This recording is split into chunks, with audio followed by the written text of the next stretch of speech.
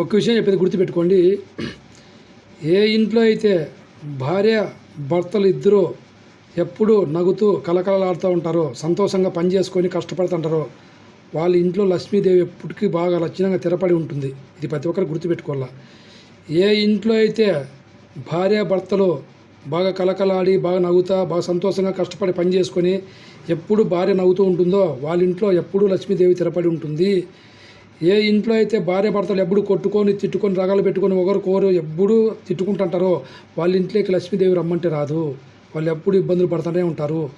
అందుకే ఎప్పటికే కానీ భార్య భర్తలు ఇద్దరూ అన్యోన్యంగా సంతోషంగా ఉండాలా. వాళ్ళు ఎప్పుడే కానీ బాగుంటే జీవితంలో ఆ లక్ష్మీదేవి అనేది వాళ్ళ ఇంటికి నడుస్తూనే ఉంటుంది. ఇది ప్రతి ఒక్కరు గుర్తుపెట్టుకోవాలా. చీటికి మడికి కొట్టాడి తిట్టుకొని కొట్టుకొని ఊరెబ్బు నారెబ్బు చేసే ఇంట్లోకి లక్ష్మీదేవి రమ్మన్నే రాదు. ఇది ప్రతి ఒక్కరు గుర్తుపెట్టుకోవాలా.